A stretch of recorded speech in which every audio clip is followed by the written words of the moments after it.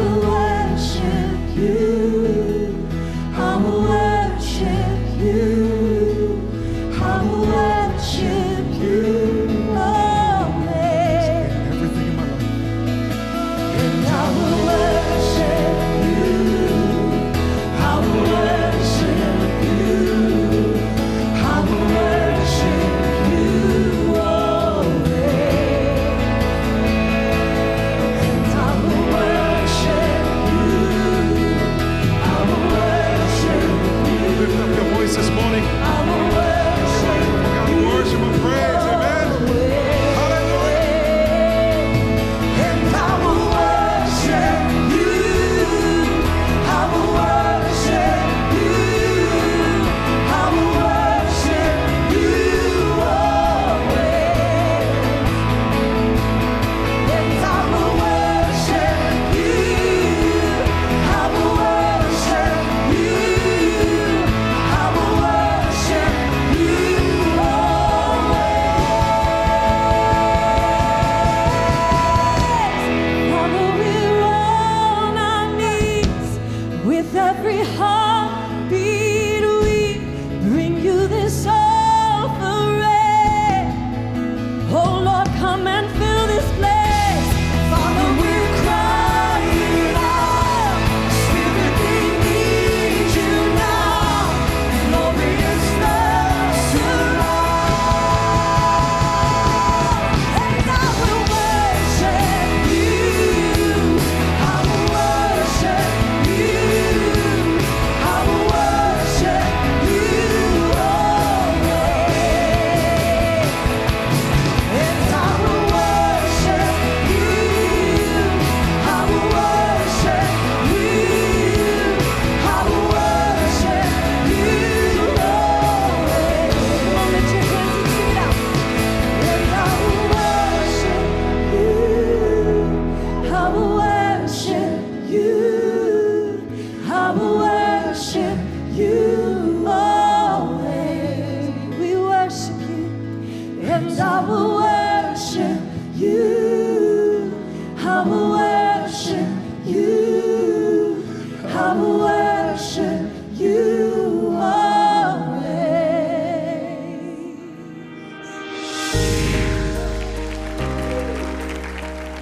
So in this particular book of Hebrews, there were 15 people mentioned who walked by faith. 15 people mentioned who did things that were extraordinary, that in their own power they could not do.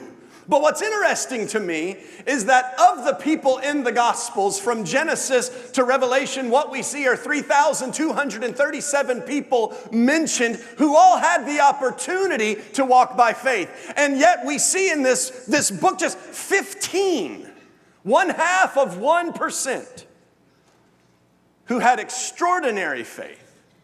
And I wonder what opportunities we have every day to walk by faith that would capture the attention of God that we just can't seem to walk out. I mean, after all, Cain could have walked by faith.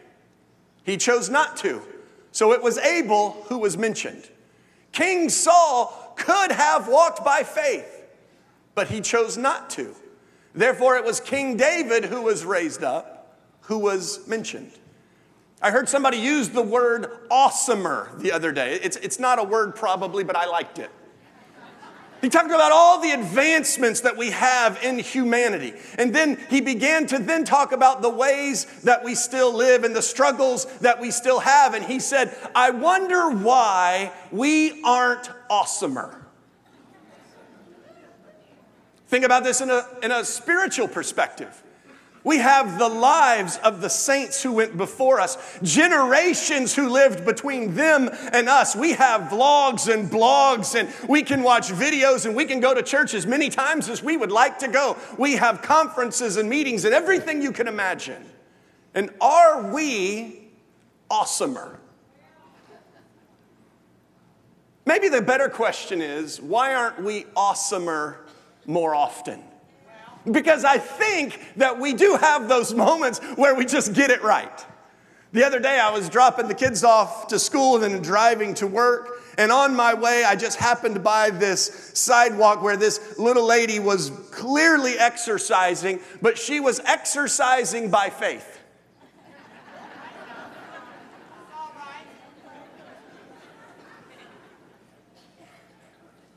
And as she was exercising by faith, her little portly body was just getting it. And then she had her hands going up like this. And she's just walking by faith while she was praising Jesus. Don't tell me she wasn't praising Jesus. I didn't have to hear her playlist. I know when you see somebody doing this, they're worshiping Jesus. What is that? That's walking by faith. My wife sent me a video of my youngest daughter's chapel service. And in a room full of elementary students, all the kids kind of had their hands by their sides, and you could tell somebody was on stage singing, they had a guitar. And then there's this little guy right in front of the camera just doing this. 9 years old. I said, please find out who that is and sign him up for church. We want to fill this house with worshipers. She said, oh, he's already here. And then she told me who it was. And for the sake of his parents, I'll leave his name out of it. Because I hang out with his dad and we sit around and we trade stories on whose kid is worse. We help each other feel better. Like they share a story. Oh no, I got one better than that. And then you share a story. And then that reminds them how terrible their kid was. And then you remember right? It just keeps getting worse, right? We just sit there and we compare our kids' worst moments to everybody else's highlight reel. It never works out well. But let me tell you something about that little guy. Maybe he does give his parents a fit. Maybe. But in that moment, right then, he was awesomer. And so what is it that we can do to be the person that we know to be? What can we do to be that person more often? There was a time when the people of God saw their trial.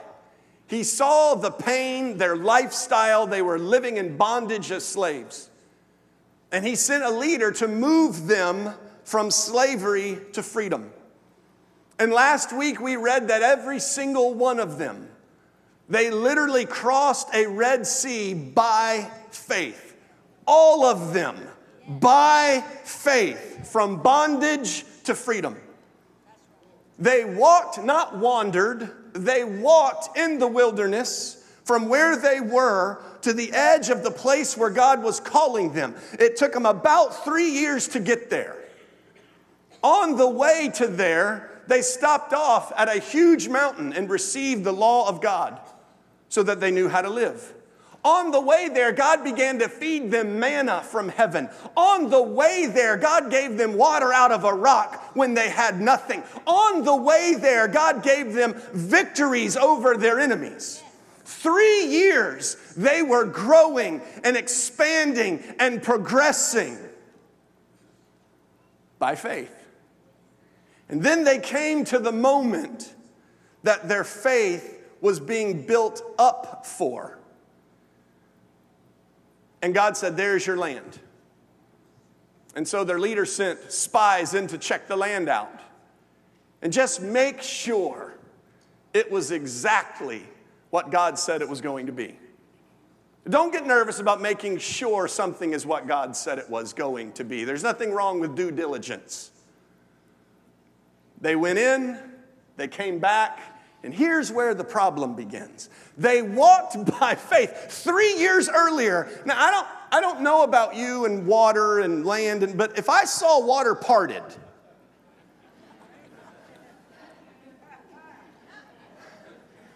it's going to take a little faith, especially if I can't swim.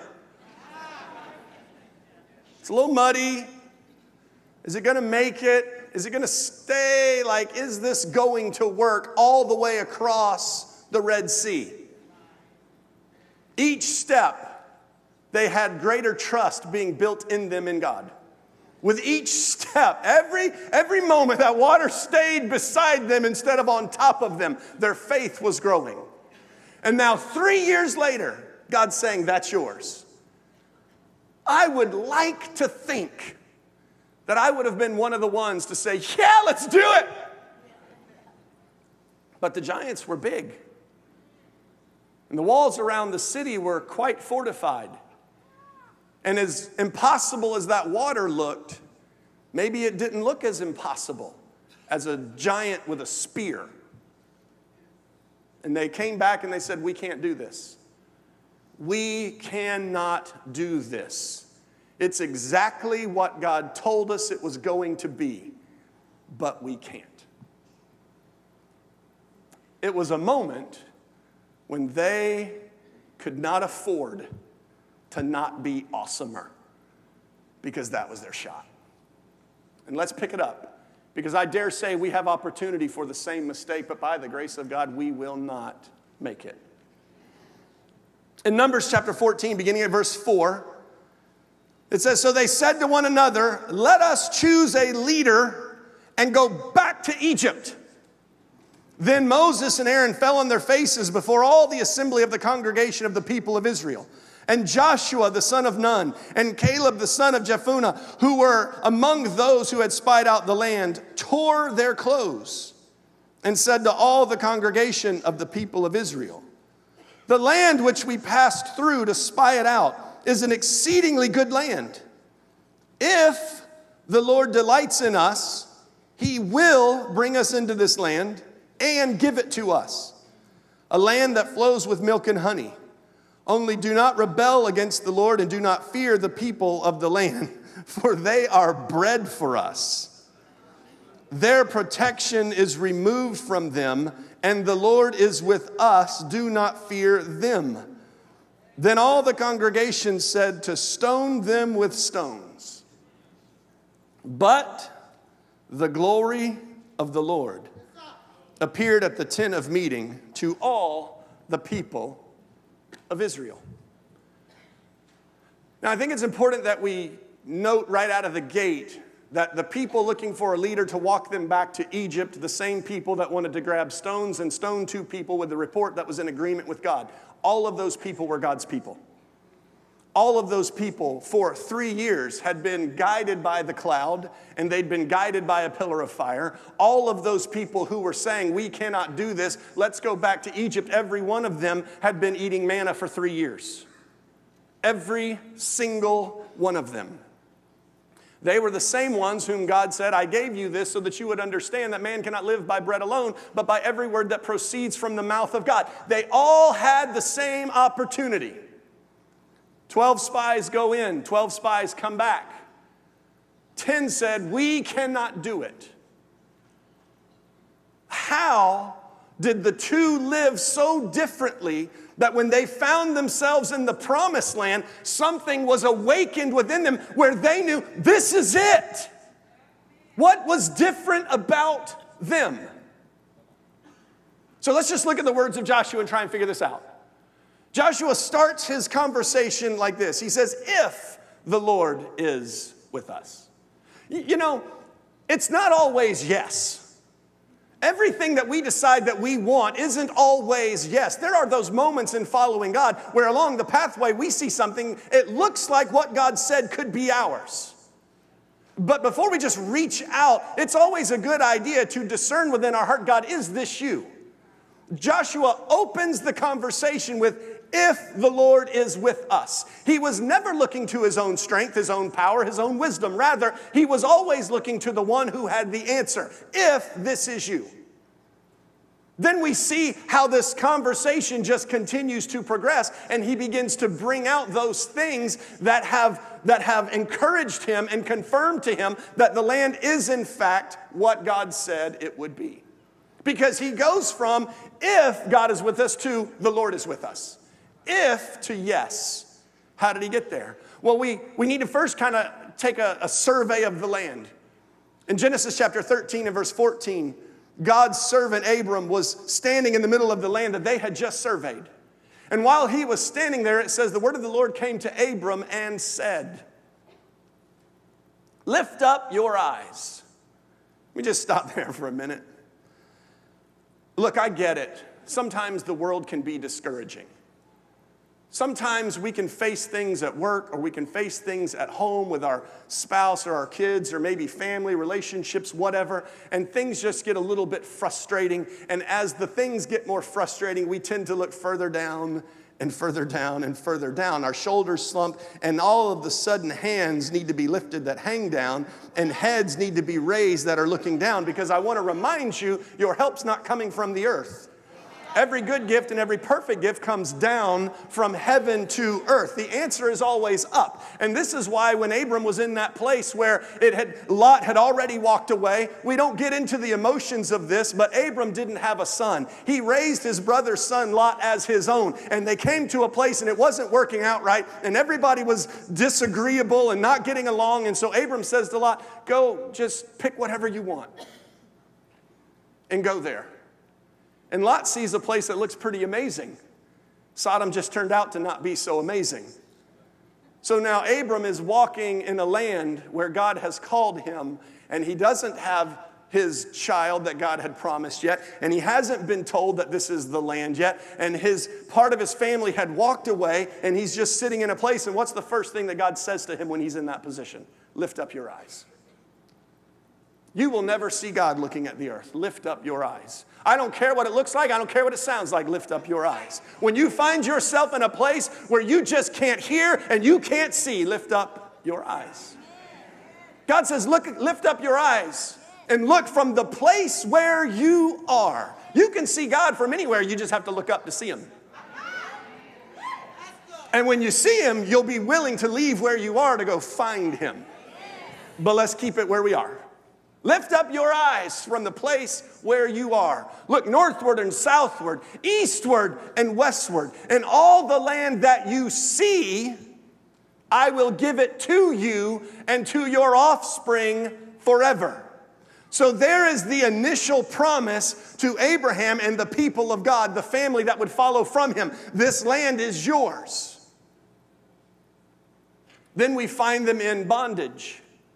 Moses goes to them. They have some disagreements. And then the word of the Lord comes to Moses to speak to all the people of Israel. Joshua would have been in that conversation. Joshua would have been in that gathering. He would have been in that group. And then in Exodus chapter 6 and verse 8, this is what Joshua would have heard Moses say before Joshua had ever been chosen to be an assistant or anything else.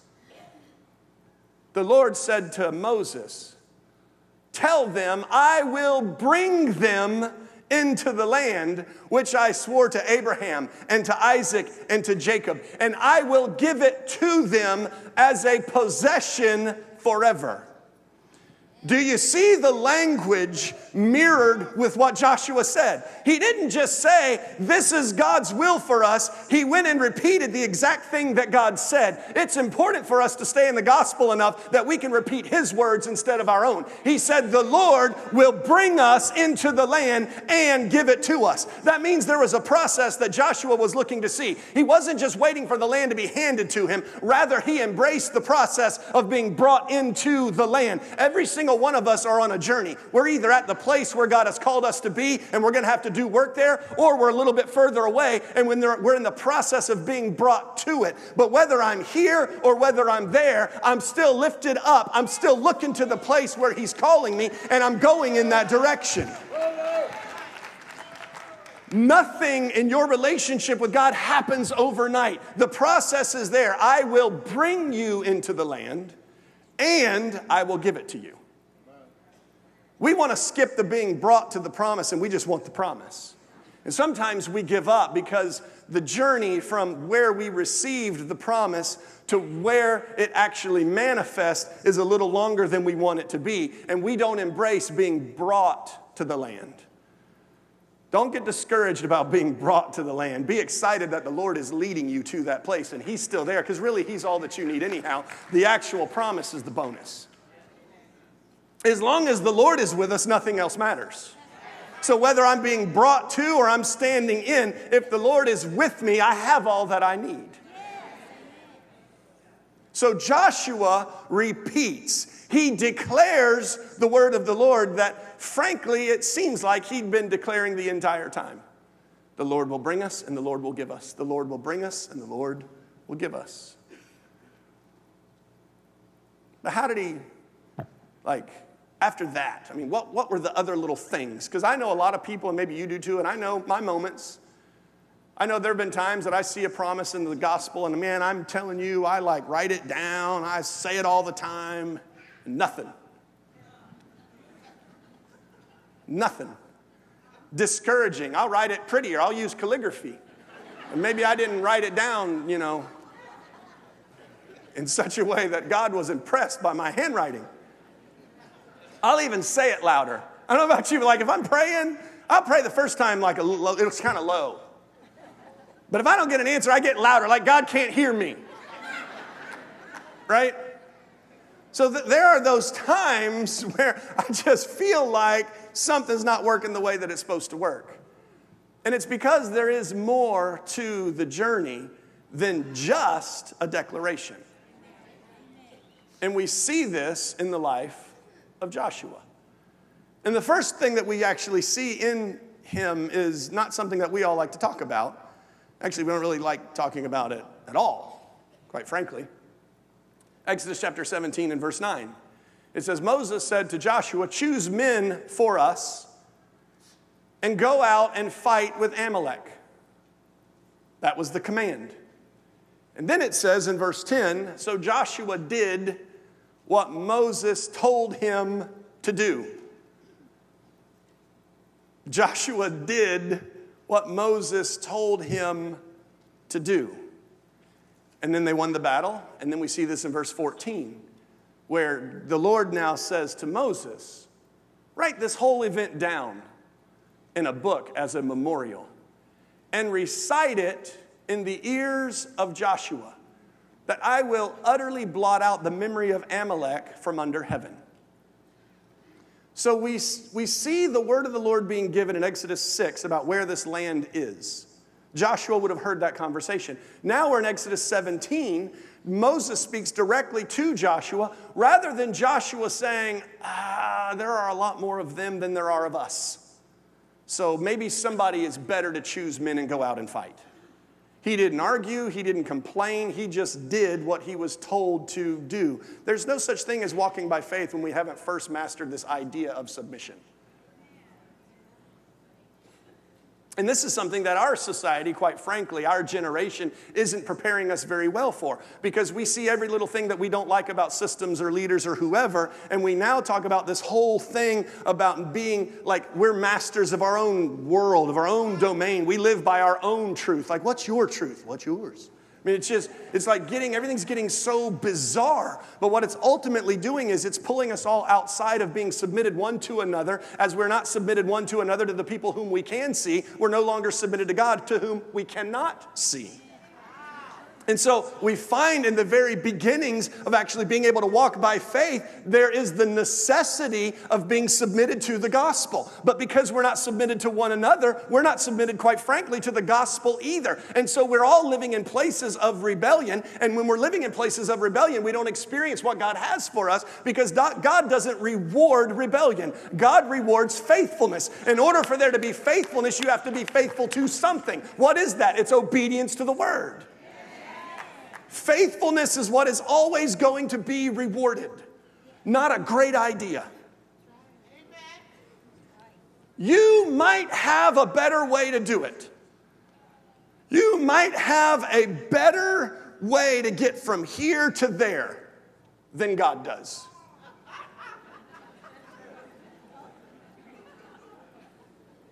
When they crossed the Red Sea, he didn't take them on a straight shot to the River Jordan. Anybody who was calculating distance would have said, no, it's a better way just to go straight. Let's just go straight. I realize the cloud's going all the way over there, but let's just go there. This is how we're living. This is how we're living every day. We're trying to live by a better idea because we have more metrics than people used to have. We have more direction than you. We have a way of getting to more information than other people ever had a way of getting. And so we're stopping following the Spirit of God and we're following our own pathway. And the problem is it's not taking us there. Joshua just did what Moses asked him to do.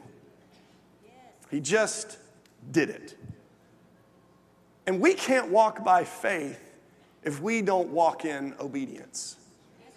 Let's look at it like this. While we're at it, we might as well just throw logs on the fire. Romans chapter 8 and verse 13 says, "For if you live according to the flesh, you will die. But if by the Spirit you put to death the deeds of the body, you will live." Why? Verse 14, this is the one we like to quote. "For as many as are led by the Spirit of God, these are the children of God."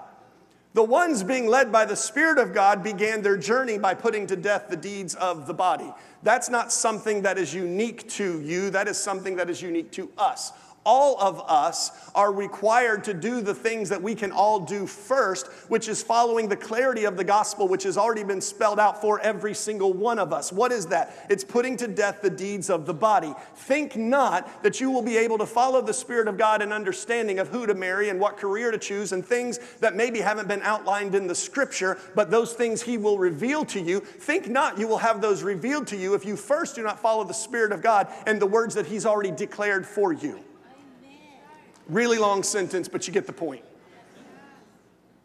How do we begin to learn following the Spirit? By being obedient to the gospel. When the gospel says, don't do this, here's an idea, don't do it. When the gospel says, do this, here's an idea, do it.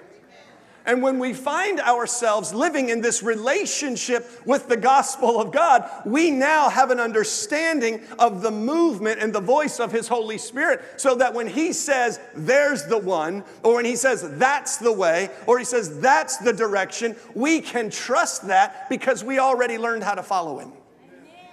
And there are many of us trying to hear His voice when we've not yet followed Him over here, and it just doesn't work that way.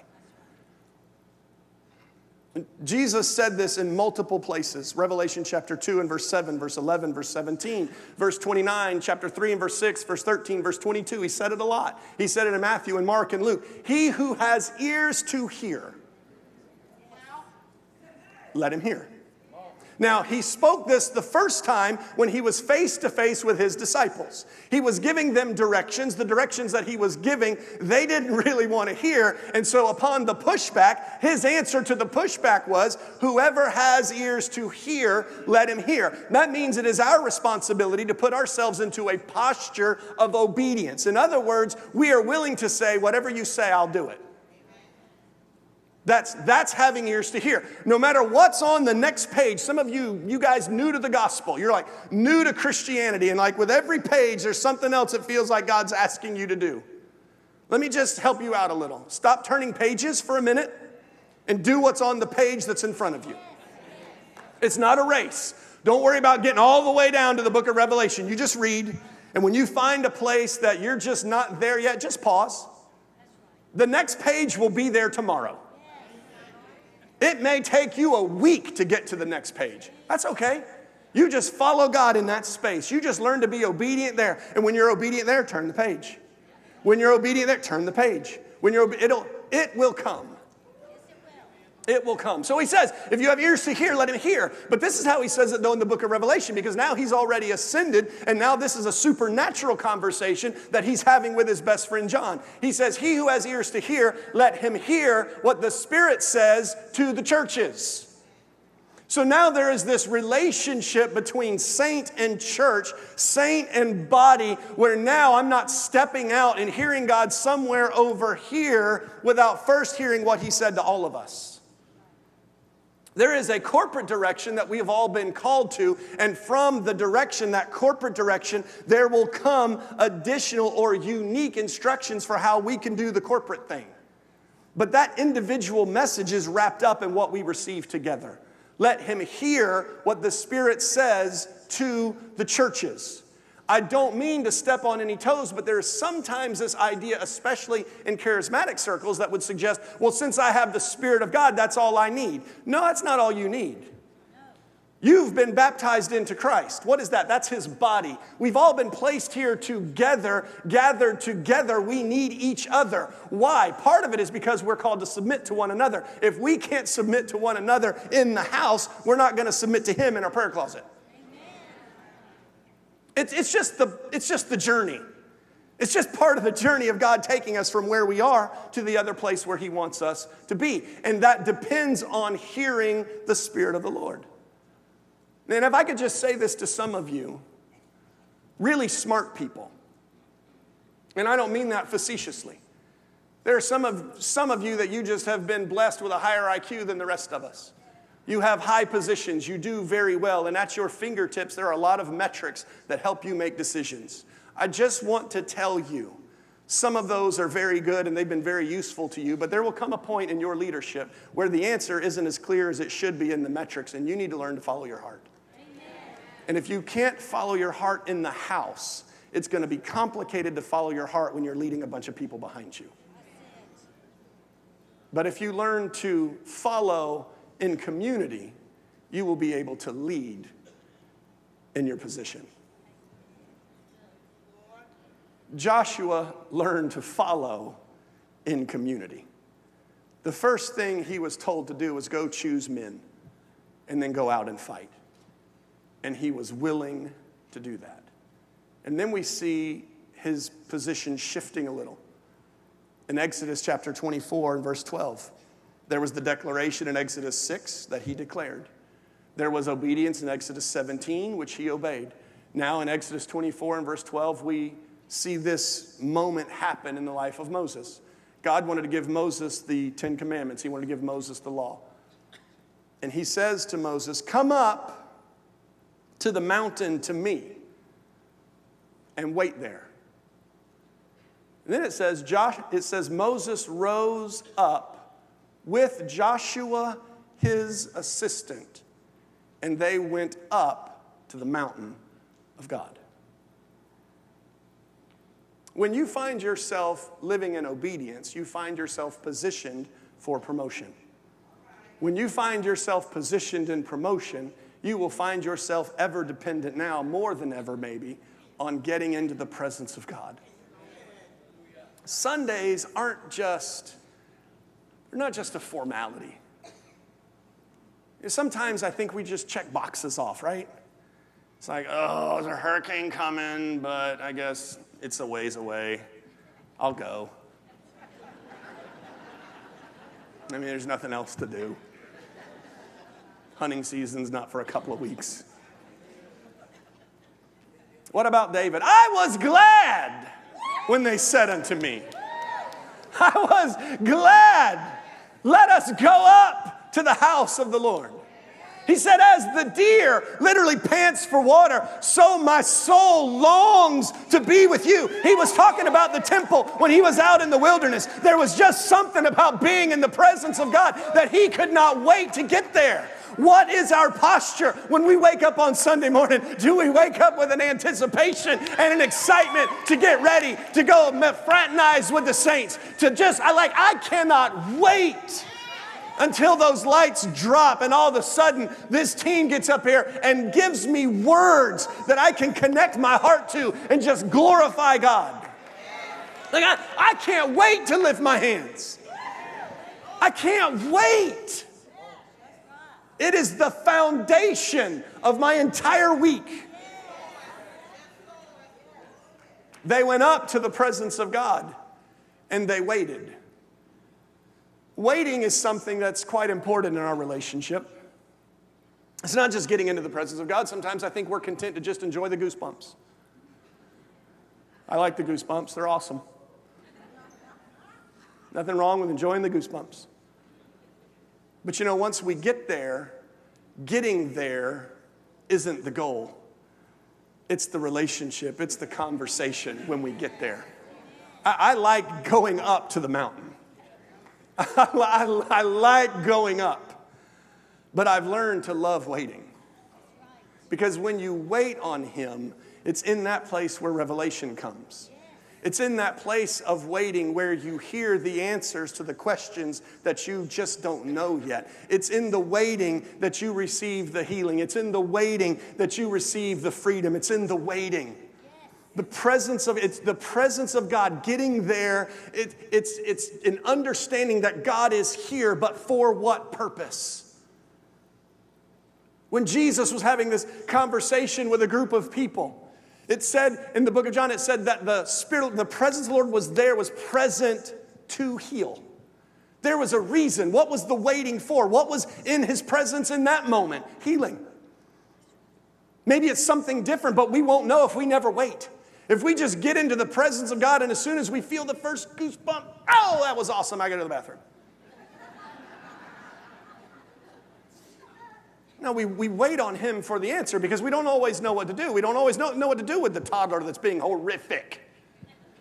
We don't always know what to do with the toxic team member. I mean, like, do we just get rid of them? Do we try and, like, rehabilitate? Like, what do we do? What's the answer? God has an answer. And we'll hear the answer in the waiting. And we see this unfold even further if we go. So we're at chapter 24, Exodus chapter 33 and verse 11. It says, the Lord spoke to Moses face to face as a man would speak to his friend. And when Moses turned back to go into the camp, Joshua, his assistant, the son of Nun, a young man, would not depart from the tent. He'd learned something back in chapter 24, that when you go to the mountaintop, if you didn't receive your answer, you wait. You wait.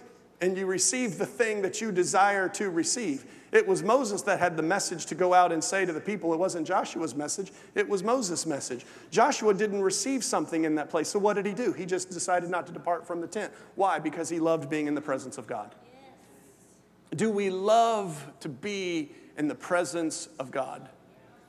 Or do we just tolerate moments? That's something we have to cultivate in ourselves. That's something that we just have to decide. We're going to push away all the distractions and we're just going to carve out this time to be in his presence. Because I will tell you, if you keep the distractions in front of you, you'll never enjoy his presence because they'll keep reminding you of all the other things that you can do. I speak from experience. I can remember being in this house, working my tail off. And God would be moving. And I'm worried about making sure doors are unlocked. I'm worried about what is this group doing? What's that group doing? What's happening there? What's happening there? How many people are here? 1, 2, 3, 4. Like missed moments. Being anxious about everything else. Does the other stuff have to be done? Yes, it does. But have enough discernment of who you are to know when you're running low so that you can push things aside and just wait in his presence. Sometimes we put a roast in. We time it 2 hours, it'll be ready. Why are we rushing to get out at 12:01? Because the roast is going to burn.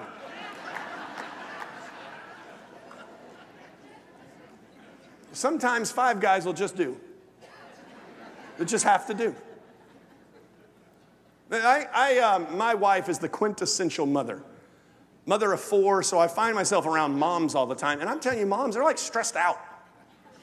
No, I mean that. Like, moms are stressed out.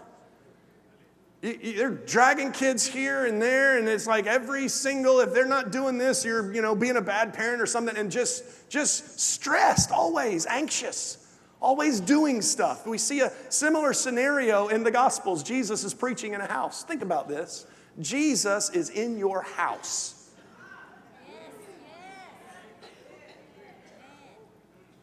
He's in your house, sitting on your couch, just spilling wisdom. And you're worried about the baked beans.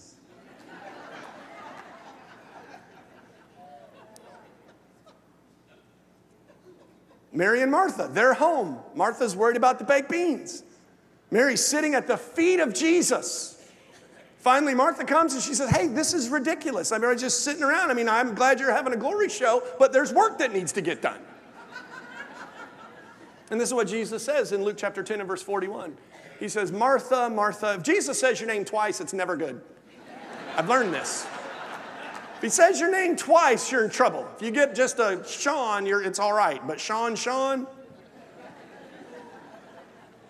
Martha, Martha, you are anxious and troubled about so many things, but one thing is necessary.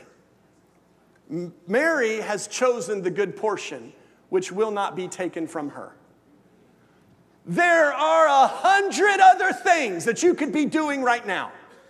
Some of you haven't heard the last 5 minutes because you're worried about what you're supposed to be doing in an hour. Welcome back.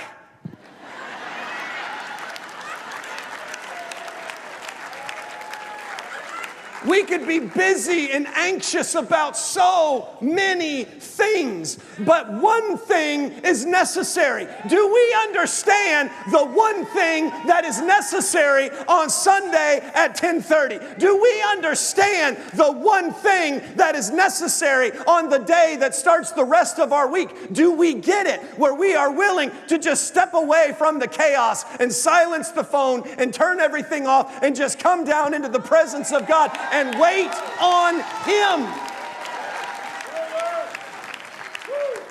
We just wait on Him. Because so many things that we want are in His presence, but we haven't stopped and waited long enough to receive them. Psalm chapter 16 and verse 11 says, you have made known the path of life. In your presence, there is fullness of joy. And at your right hand, there are pleasures forevermore.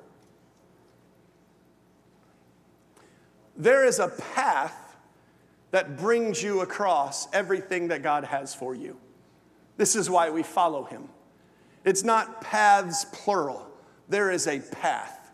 When we walk on that path will take us into the place where God desires us to be. I guarantee you on the Sabbath, the path doesn't go to the lake. I guarantee you on the Sabbath, the path isn't wandering off into the woods. I guarantee you on the Sabbath, the path isn't going to this field or that gym or that mall or that sky zone or that whatever. On the Sabbath, that path on the Lord's day, whose day is it? It's the Lord's day. See, you get this because you're here, even on Labor Day weekend. But I'm just reminding you so that next week, when the enemy decides that he wants to tell you, you went on Labor Day so you get double credit, that there's still something that God wants for you on the Lord's day. And so on the Lord's day, the path will bring you into His house. Why? So that we can submit one to another, so that we can be full of His presence, so that we can use our spiritual gifts. That path leads us into that place. And what's in that place? Fullness of joy. Fullness of joy.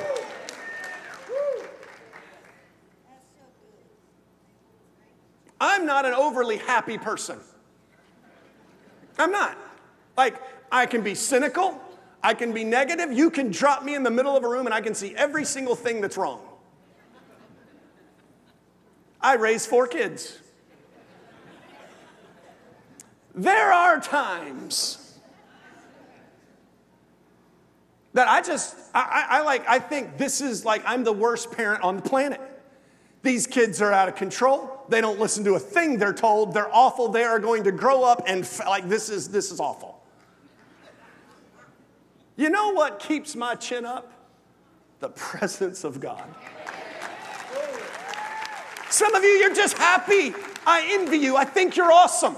I look to you and you smile and you make me smile. But that's not my natural, it's not my native demeanor. But I'm telling you from a life of experience, when I find myself 5 days in and I'm just a little grouchy and I'm just a little bit frustrated and the world's just kind of coming over my shoulders, I remind myself of the pathway, and on that pathway I experience His presence, and in His presence there's fullness of joy and there are pleasures forevermore, and I don't worry about everything else. All of a sudden that destruction that's in front of me, it's breakfast. All of a sudden, that destruction that's in front of me, it's dinner. It's bread for me. Why? Because God didn't call me to go somewhere that He won't give me the power to get through. So I don't worry about it anymore.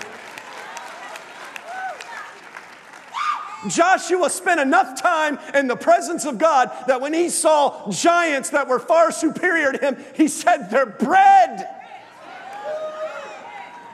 They're bread? I'm worried about a 9-year-old? They're bread. He said, the Lord is with us. Let me just tell you something. The Lord is with you. The Lord is with you. The Lord is with you. In that place where He has called you to go, He will give you the power to get there. And if you will just contend to be obedient to what He's giving you to do on that pathway, you will see the fullness of everything that God desires you to see. Why? Because if God be for you, there is nobody and there is no thing that can be against you. And this is my declaration, and this is your declaration, and this is the declaration of a Joshua generation.